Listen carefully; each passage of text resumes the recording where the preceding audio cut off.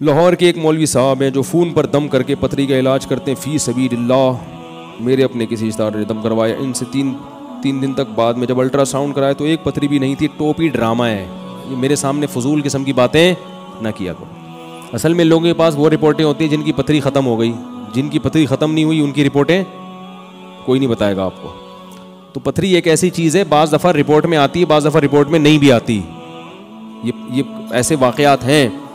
Ultrasound करवाया, पथरी आ गई, दोबारा करवाया तो नहीं आई, तो वो दम भी हो चुका था इस इत्तेफाक से उस दौरान।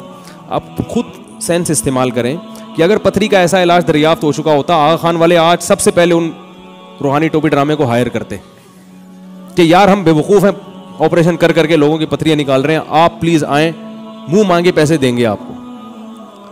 तो ये अजीब सी बात है ना, क्योंकि वो फलां बुजुर्ग के पास शुगर का इलाज है, वो फूंक लगाते हैं, शुगर ठीक हो जाती है। तो भाई अगर ऐसा है, एक हमारे इलाके में पहले जहाँ मैं रहा करता था, एक साहब आए, वो चीनी पे दम करके देते थे और शुगर ठीक हो जाती थी।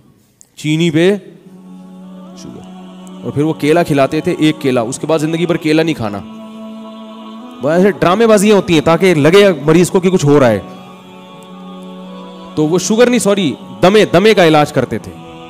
पैदाइशी दमा होगा तो एक केला खिलाऊंगा और ये, और बस वो जा रहे हैं भाई, शिफा मिल रही है। कुछ भी नहीं हो रहा था।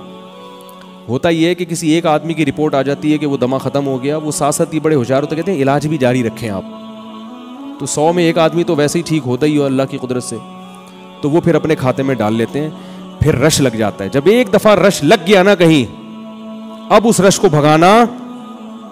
मैं इस पर एक छोटा सा बस बात सुना के बयान ख़त्म करता हूँ, फिर बाकी सवालात हो गए ना पूरे सवाल। तो आज बयान भी थोड़ा शॉर्ट हुआ है ताकि सवालात की पर्चियाँ निमट गई हमारी।